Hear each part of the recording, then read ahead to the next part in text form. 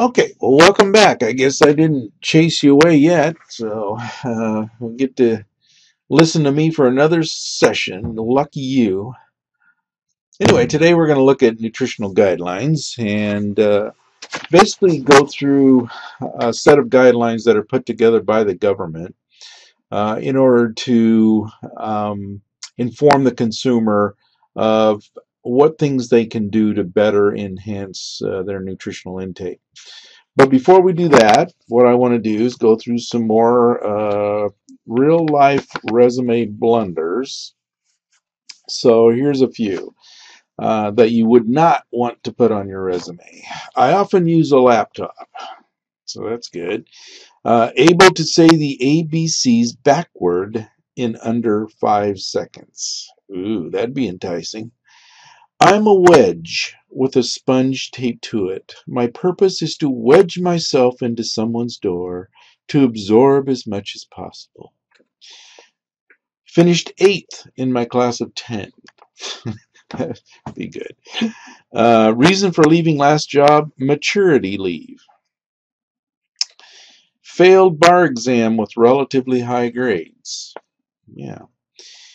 I'm a perfectionist and rarely, if ever, forget details. Yeah, 2 ifs for details. It is best for employers that I not work with people. Okay. Let's meet so you can ooh and ah over my experience. I have an excellent track record, although I'm not a horse. You will want me to be head honcho in no time. I have become completely paranoid, trusting completely no one and absolutely nothing. Okay. Personal interest, donating blood. 14 gallons so far. Marital status, often. Children, various. I am loyal to my employer at all costs. Please feel free to respond to my resume on my office voicemail. Yeah, some of these I guess I kind of find hard to believe, but I don't know. They're saying they're true, so who knows.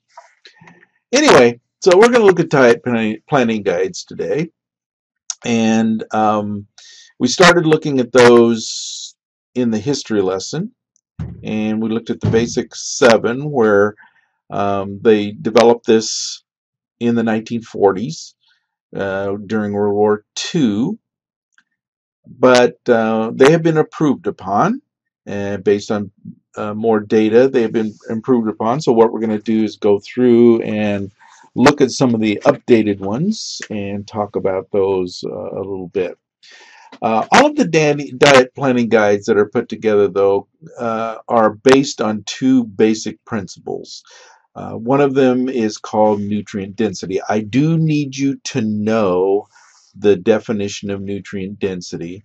And we'll also be talking about food labels. So when we talk about food labels, we'll also introduce the idea of looking at 2 different food labels and determining which one is more nutrient dense.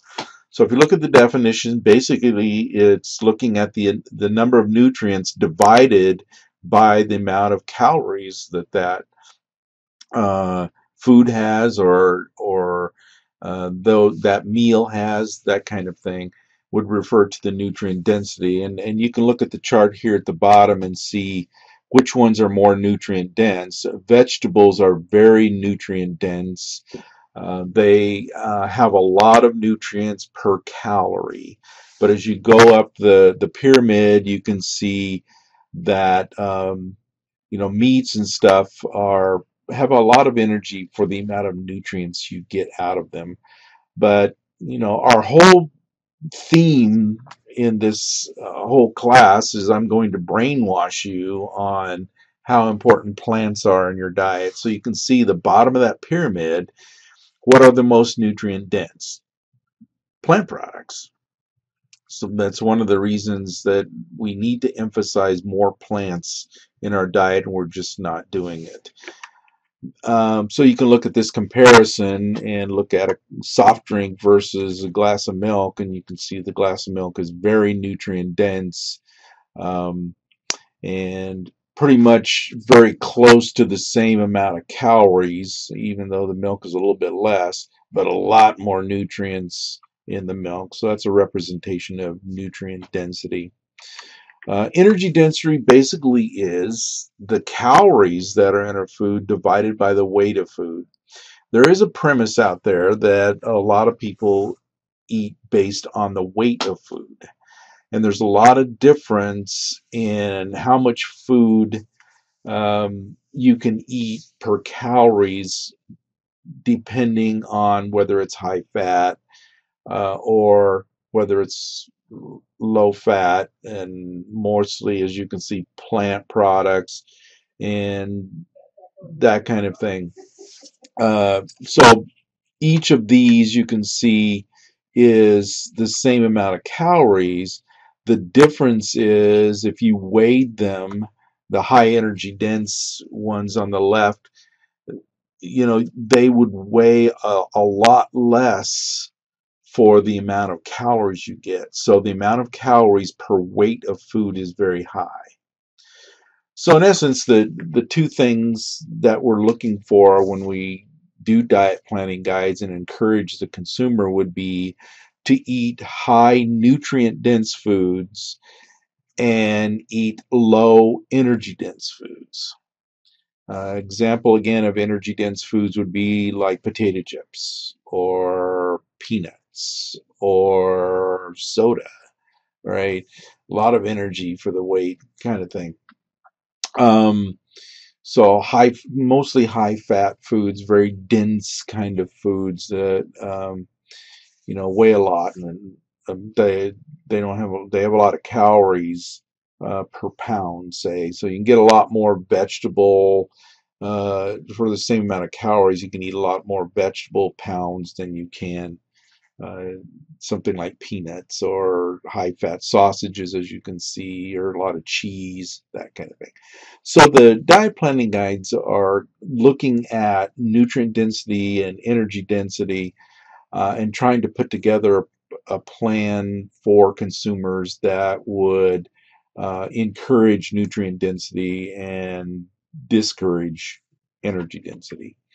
Uh, you look at the American Guidelines for Americans 2010. As we go through these, I don't necessarily expect you to remember everything. I pretty much highlighted what I want you to know.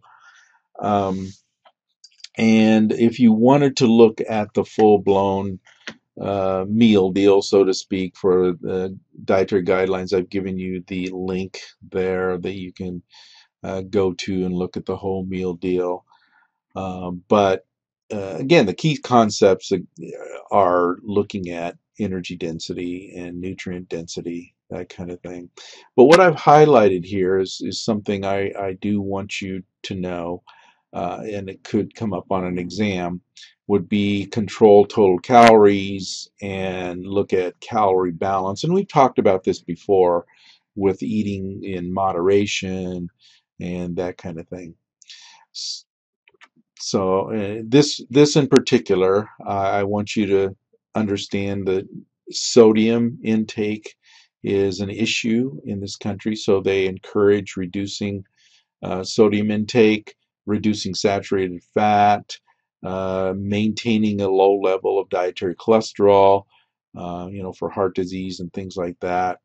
Um, so, but these will also reducing intakes from solid fats and stuff. This would, play into the energy density, that kind of thing.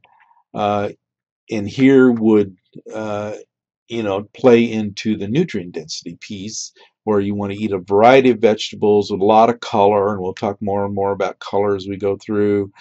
Um, Reduce the amount of grains, but you want grains to be whole grain if you can. They have they're the more nutrient dense. White bread is not real nutrient dense for the amount of calories. Fat-free milk, so a lot of low fat type of things, but also plant products that have a lot of nutrients, and we'll be talking about non-nutrients to them as well. So just get a handle on, I mean, these should be pretty obvious to you, so it shouldn't be that much, but I may ask a question dealing with that on an exam. Um, the newest planning guide obviously is Choose My Plate, and I know you did a little assignment on that, so we won't go into too much detail, but basically what it amounts to is, pretty much 3/4 of your plate is grains, and we have dairy, and then we have a protein just for flavor and to add to it. They do have nutrients and that kind of thing. It doesn't really say eat meat, but it does say eat protein. So, a vegan or whatever could work this in. But Choose My Plate is basically the planning guide that you want to do. There is a website for that, choosemyplate.gov.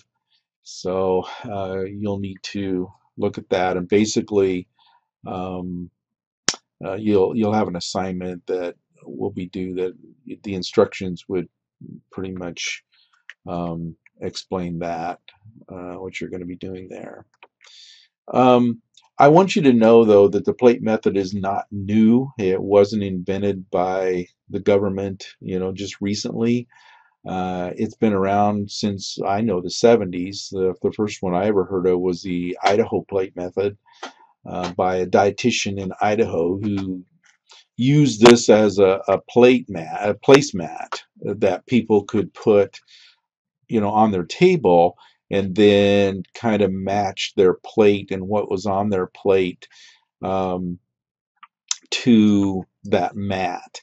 And it pretty much was the same thing, except, we got fruits and vegetables now on the same plate, but vegetables are half the plate, and then the other half is spread between meat and bread, and then we have your milk and then your fruits. So just wanted you to know that, the plate method has been around a long time. I don't know if the government, gave this person any accolades for developing the plate method, but it's the first one a long time ago before um, the government now decided they wanted to do the plate method.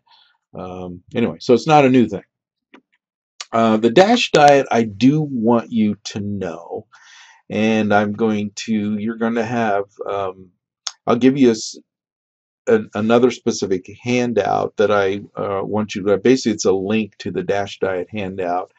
I'll give you that in a separate document link on Moodle.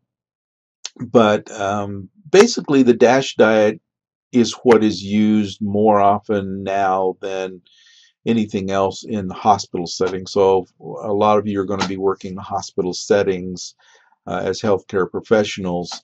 And I just want to introduce it because dietitians will talk about putting a patient on the DASH diet. It was originally put together for hypertension, but once they looked at it, they said, wait a minute, this is good for a lot of things. Good for heart disease, good for cancer, everything. So it's one of the main planning guides, if you will, that dietitians use for patients in hospitals. But again, it emphasizes the plant foods down at the bottom here. So there is a website I'll give you to do that. There's some specific things I do want you to know for the exam. If you look at the DASH diet, what I want you to do is you're going to access that link, that government kind of website for the link there. You are going to know the 2,000 calorie column. It will give, like you can see here, it gives ranges, but I'm going to expect you to know the lowest range possible. So for example, if we were using the 2600, I would expect you to remember 10. Here, I believe it goes like 7 to 8 or something. But I want you to remember 7, and I want you to remember 5. So what you're going to need to remember for the next exam, and on the study guide, you'll see a made-up meal plan for a day. So what you're going to do is go through that meal plan. You're going to determine how many grain servings that individual would get if they ate that per day, how many vegetable servings, how many fruits, how many meats, how many dairy, how many legumes, that kind of thing. And then you're going to basically just count how many servings they get, basically to see if they met the DASH diet plan for that day. So some groups will not meet it, other groups will meet it. So I would expect you to know how many servings did they get from the vegetable plan. So the exam would reflect a multiple choice question that would say how many servings of vegetables were in this daily food intake, and you get a choice, a multiple choice of 2, 3, 4, 5, and you just have to know. So I'll give you that on the study guide, and you'll just have to go through it um, and determine, what the servings are. But basically, you'll need to know the food group, how many servings we want per day. Here are given the serving sizes that would represent one serving, and these are examples of things that would be part of that. Type of thing. So I would expect you to know something about the DASH diet, so you can at least relate to, if you hear the words, you say, "Oh, I remember that," kind of thing, or maybe not. Here's an example of what I would give you, just so you get an idea. Is I could give you a breakfast, a lunch, and a dinner, and all food is going to be cooked, because if you go up here back to there, it says basically cooked rice. It says cooked vegetables. So I'm just going to just say all the food is cooked. So you'll need to know the food groups, servings per day for the DASH diet, what the serving size is, and then you're going to list the total servings. Um, I'm not sure. I may bring this back up again. I'm not sure for the exam what if I'll expect you yet to know the insoluble solute. We may not have gotten that far for the first exam. I'll have to determine that later, but I will bring this back up. If we haven't, I'll bring it back up and expect you to know which meal is highest in the insoluble soluble fibers, oligosaccharides. But I will let you know on the study guide if you just need to know the DASH diet for servings per group, or if you need to know the insoluble soluble fibers and that kind of thing. But this is an example. You just go through and look at oatmeal and say, well, what group is the oatmeal in? What is the serving size for cooked oatmeal? And then just go through the whole day and determine, well, we know oatmeal is a grain, so basically just go through and say, well, how many servings of grains did they get in these 3 meals? Go through how many servings did they get of vegetables? How many servings did they get of fruit? And the link I will give you for the DASH diet will go through and give you every single group and show you every single serving requirement, and then serving sizes and things. So what's on the study guide will be exactly the same meal that's on the exam. All right. Here's an interesting classic food pyramid. You can see this is obviously the old pyramid, but you can break that down depending on your, what you want it to be. If you cut off the bottom, you get the weight loss trapezoid. So this would be that kind of thing, because the top is the fats and stuff like that. And we're eating a lot of carbohydrates. So if you combine the top and bottom, you get the happiness paper hat, because you can eat all kinds of pasta and stuff.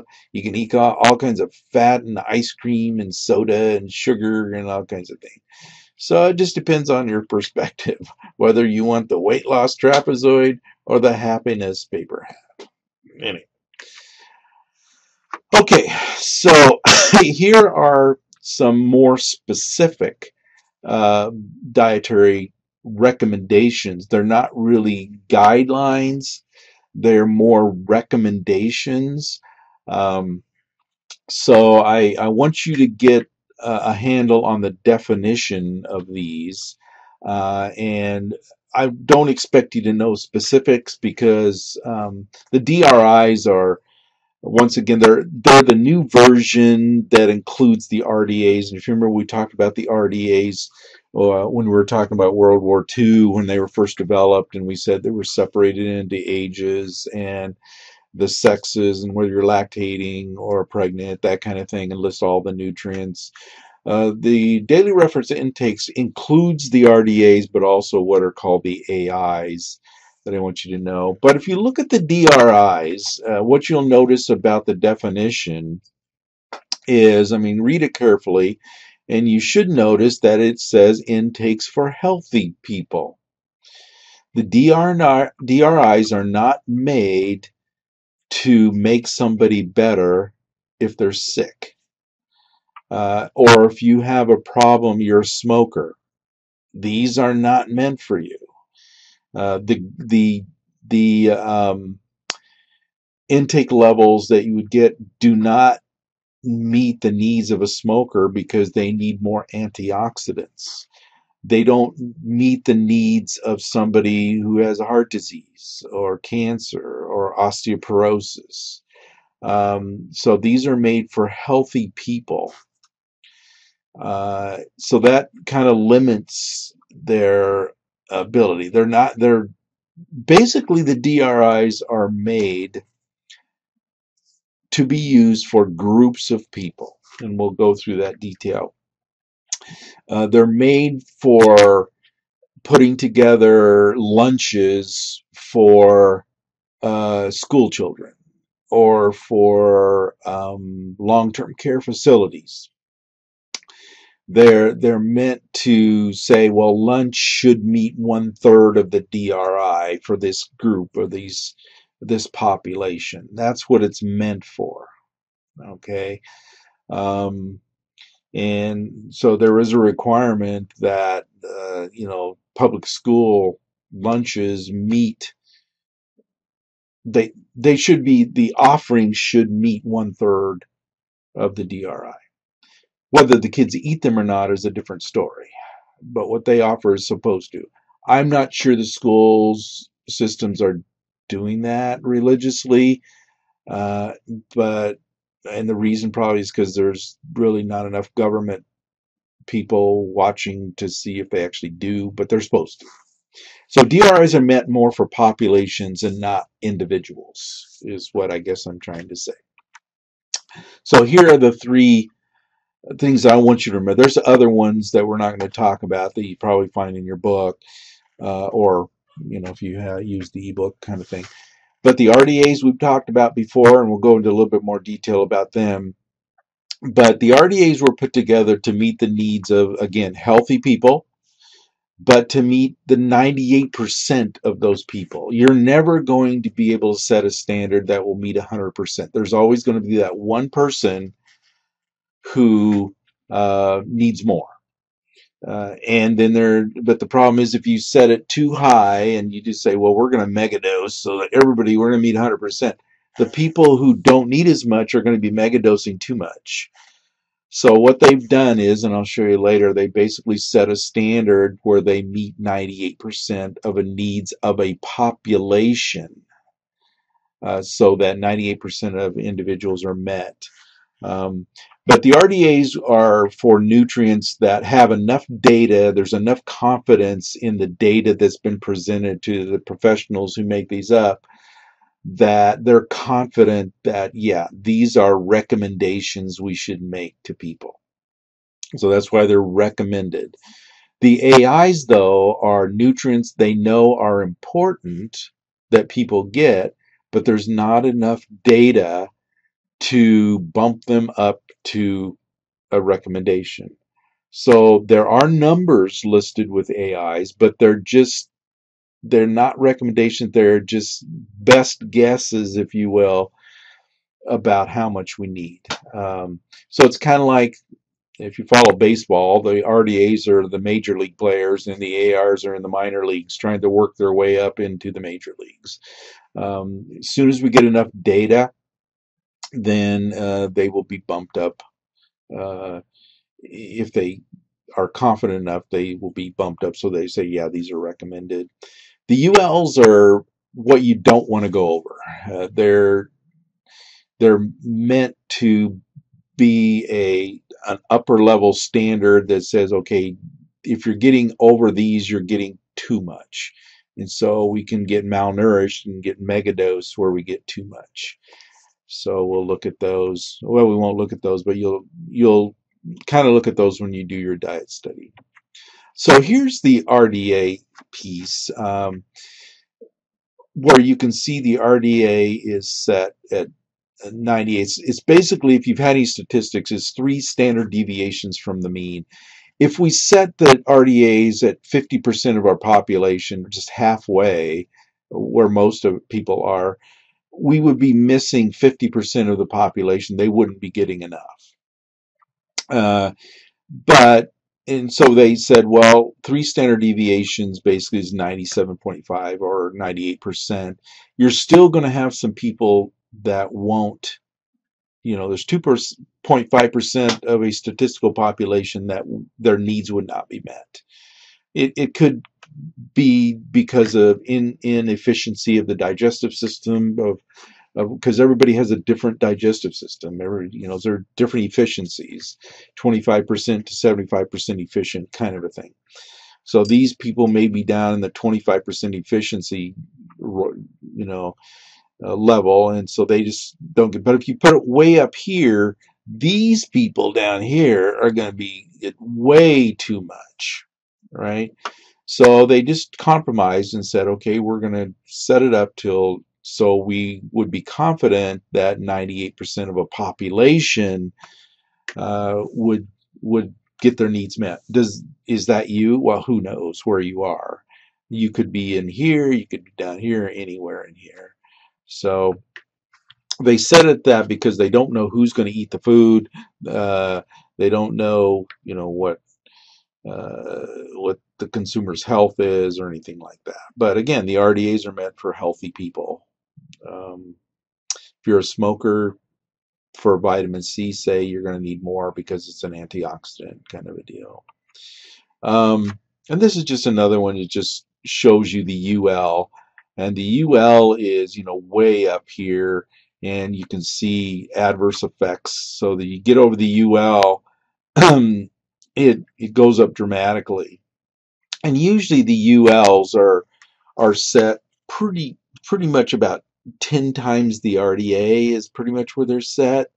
And so if you get 10 over, your goal would be to not to go over 10 times the RDA. Now, some people have, like Linus Pauling took 6,000 milligrams of vitamin C, and that's way over 6 times. But he got away with it. But there are some people where that would be, vitamin C would be too acidic, and they get bloody stools and different things like that. So recommended not to go over the UL.